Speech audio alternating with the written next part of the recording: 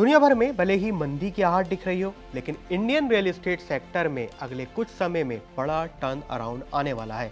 यानी कि वॉर और अनसर्टेनिटी के दौर में रियल एस्टेट में जमकर पैसा अगले 1-2 साल में दिखने जा रहा है। इसके पीछे हैं 3-4 ऐसे फैक्टर्स जो कि इन्वेस्टिंग लैंडस्केप को अगले कुछ सालों के लिए इंडिया में बदल सकते हैं।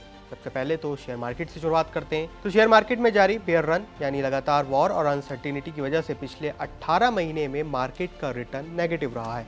जिसके बाद अब ज्यादातर लोग एसआईपी शुरू करने की जगह ज्यादा लोग एसआईपी बंद कर रहे हैं। एक और बड़ा फैक्टर गोल्ड ईटीएफ और gold ETF funds of funds में 25 करोड़ से ज्यादा के निवेश को भी रोक दिया गया है। तीसरा माइक्रो फैक्टर है एर्थ पे कमीशन के तहत एम्प्लॉइज को मिलने वाला लगभग 3 लाख करोड़ की लिक्विडिटी जो बाजार में अगले कुछ समय में आने वाली है। अब बड़ा सवाल है कि शेयर मार्केट का ये पैसा और गोल्ड ईटीएफ में लगने वाली ये रोक और सरकारी कर्मचारियों की जेब में आने वाला 3 लाख करोड़ का फंड आखिर बाजार में कहां जाएगा, यानी कहां निवेश होगा। ऐसे में क्या रियल एस्टेट सेक्टर इस चौतरफा लिक्विडिटी का सबसे बड़ा केंद्र बनने जा रहा है। आइए इस वीडियो में समझते हैं कैसे तीन तरफ से हुए इन बड़े फैक्टर्स की वजह से अगले कुछ समय में रियल एस्टेट में बड़ी इनफ्लो नजर आ सकता है। यानी एक बार फिर से कैपिटल मनी सीधे तौर पर रियल एस्टेट में जाएगा और एक बार फिर से रियल एस्टेट में तेजी नजर आ सकती है।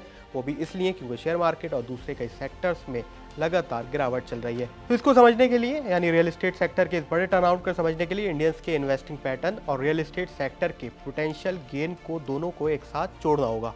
अब यूँ तो रियल एस्टेट सेक्टर भारतीय निवेशकों की यानी रिटेल निवेशकों की पहली पसंद रहा है। आंकड़े भी इसकी गवाही देते हैं। 50% ज़्यादा निवेश रियल एस्टेट सेक्टर में रहा है। मतलब साफ है, अगर 100 रुपये मार्केट में आते हैं यानी 100 रुपये जो निवेश करने के लिए मार्केट में आ रहे हैं उसमें से अकेले 50 से ज़्यादा रुपए रियल एस्टेट सेक्टर में जाते हैं। कई बार कुछ मार्केट्स में ये 50 से 60 रुपये 70 रुपये तक जाता है और बाकी जो पैसा है वो सोने में या दूसरी जगहों पर लगाया जाता है। अब देखते हैं कैसे शेयर मार्केट में गिरावट का माहौल रियल एस्टेट सेक्टर के लिए बेहतर साबित हो सकता है, गेम चेंजर साबित हो सकता है। तो फिलहाल जैसा कि आप जानते हैं पिछले 18 महीनों में शेयर मार्केट में लगातार बेयर रन जारी है, यानी सीधे तौर पर गिरावट का दौर है। ऐसे समय में बड़े हाई नेटवर्थ इंडिविजुअल और कॉर्पोरेट घराने अपने कैपिटल को सुरक्षित रखने के लिए हार्ड एसेट की तलाश करते हैं। ये एक इन्वेस्टिंग पैटर्न है जो कई बार मार्केट में नजर आता है। आमतौर पर यह पैसा सोने में जाता था, लेकिन अब फंड हाउसेस ने जैसा कि पिछले कुछ दिनों में 25 करोड़ से ज़्यादा के एक मुश्त गोल्ड ईटीएफ इनफ्लो पर फिलहाल टेम्परेरी बैन लगा दिया गया है। इसकी वजह इंपोर्ट खर्च को कम करना है। अब भले ही ये टेम्परेरी बैन हो, लेकिन ये बड़ा कैपिटल जो अभी तक गोल्ड में जाता था वो शिफ्ट होगा और इसका सबसे पहला और मजबूत विकल्प है लग्जरी रेजिडेंशियल और कमर्शियल रियल एस्टेट। यानी रियल एस्टेट सेक्टर चाहे बड़े शहर हो दिल्ली, मुंबई, एनसीआर, बेंगलोर और हैदराबाद, यहाँ पर प्रीमियम अपार्टमेंट की मांग तेजी से बढ़ सकती है क्योंकि यहाँ पर निवेशकों को 12 से 15% का कैपिटल अप्रिसिएशन और साथ साथ रेंट जैसी कमाई का मौका मिलता है। हालांकि रेजिडेंशियल में भी ये बढ़ोतरी नजर आ सकती है। अब बात करते हैं दूसरे सबसे बड़े गेम चेंजर की जो सीधे तौर पर जमीन से जुड़ा हुआ है, यानी ज्यादा लोगों से जुड़ा हुआ है। वो है एर्थ पे कमीशन। करीब 1 करोड़ से ज्यादा सेंट्रल एम्प्लॉयज और पेंशन वाले लोगों को अगले कुछ महीनों में जब एर्थ पे कमीशन लागू हो जाएगा तो 3 लाख करोड़ का सीधे तौर पर पे आउट होगा। यानी 3 लाख करोड़ की जो अमाउंट उनकी आमदनी बढ़ेगी वह सीधे तौर पर बाजार में आएगी और यहीं से पूरी तस्वीर बदल सकती है। अगर इनके इन्वेस्टिंग पैटर्न को देखें तो इंडियन मिडिल क्लास के लिए आज अपना घर और अपनी जमीन होना सबसे अहम सुरक्षित निवेश माना जाता है। जैसे कि हमने पहले ही बताया 50% ज्यादा पैसा रियल एस्टेट में लगाया जाता है। इस सरकारी पैसे का बहुत बड़ा हिस्सा महानगरों के बजाय टीयर 2 और टीयर 3 शहरों में जाएगा। यानी उन छोटे शहरों में अफोर्डेबल हाउसिंग और रेजिडेंशियल प्लॉट्स की कीमतों में आगे जाकर बड़ी तेजी आने की उम्मीद जताई जा रही है क्योंकि ये बहुत पैसा काफ़ी हद तक 30 से 40% का अनुमान है कि सीधे तौर पर रियल एस्टेट में जाएगा। 50 से 60% भी रियल एस्टेट में जा सकता है। कुछ कंजप्शन होगा और कुछ पैसा जो बचेगा जो सेविंग के तौर पर ज़्यादा होगा वो रियल एस्टेट में नजर आएगा। एक और चीज़ है जो इसको ट्रिगर कर सकती है, ज़्यादा बेहतर कंडीशन बना सकती है, वह है महंगाई के इस ज़माने में होम लोन की सस्ता मिलना। फिलहाल लोन एलिजिबिलिटी बढ़ जाएगी क्योंकि सैलरी अगर बढ़ जाती है तो उसका क्राइटेरिया भी बढ़ जाता है। होम लोन अगर आप इन्फ्लेशन को देखें इस वक्त तो काफ़ी सस्ता मिल रहा है। With in real estate sector में भी पिछले कुछ समय में बदलाव हुए हैं। वो फैक्टर भी रियल एस्टेट सेक्टर के लिए इस समय काम आ सकते हैं।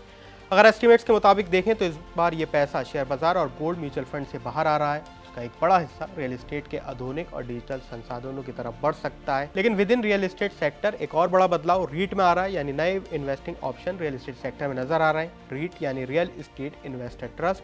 ये एक बिल्कुल तरीके का म्यूचुअल फंड होता है। यहाँ पर छोटे और रिटेल इन्वेस्टर्स सीधे तौर पर फ्लैट और ज़मीन नहीं खरीदते हैं क्योंकि उनका इन्वेस्टमेंट कम होता है। तो रीट के जरिए भारत के बड़े कमर्शियल मॉल्स और आईटी पार्क्स में हिस्सेदारी खरीदने का सीधा मौका होता है।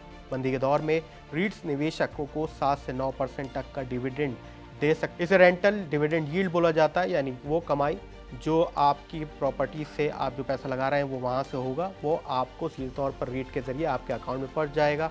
बाकी पैसा, बाकी जो कमीशन होता है वो रीट इशू करने वाली कंपनीज ले लेती है। ये एक बहुत बेहतरीन ऑप्शन है ऐसे समय में जब एफडी रेट्स भी नीचे गिर रहे हैं और सीधे तौर पर कमाई का मौका बहुत कम बचा है। कमोडिटीज़ में भी इस समय स्लो काफ़ी नज़र आ रहा है, काफ़ी मंदी का दौर है। इसके अलावा भी कई फैक्टर हैं। लगातार सरकारें सर्किल रेट्स को बढ़ा रही हैं जिससे और भी कीमतें बढ़ रही हैं। इससे मार्केट स्टेबल होती है। रियल एस्टेट सेक्टर में रेरा जैसे अहम नियम अब आ चुके हैं और ज़्यादा तेज़ी से उसे लागू किया जा रहा है जिससे मार्केट में बेहतर रिटर्न का मौका बन जाता है। इसके अलावा इंफ्रा पे सरकार लगातार खर्च कर रही है। करीब 11 लाख करोड़ से ज़्यादा का खर्च इंफ्रा में किया जा रहा है।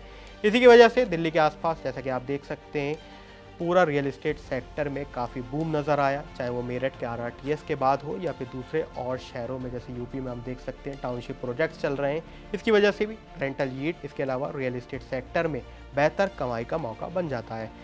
तो क्या आप भी मानते हैं कि रियल एस्टेट सेक्टर में अगले कुछ समय में बड़ा बूम आ सकता है? अगर मार्केट में अनसर्टेनिटी रही, शेयर मार्केट में लगातार गिरावट रही, तो क्या ये पैसा सीधे तौर पर रियल एस्टेट सेक्टर में शिफ्ट होगा और इससे वहाँ पर कमाई का ज़्यादा मौका बन सकता है? इस पर आपकी क्या राय है? हमें कमेंट सेक्शन में ज़रूर लिखें।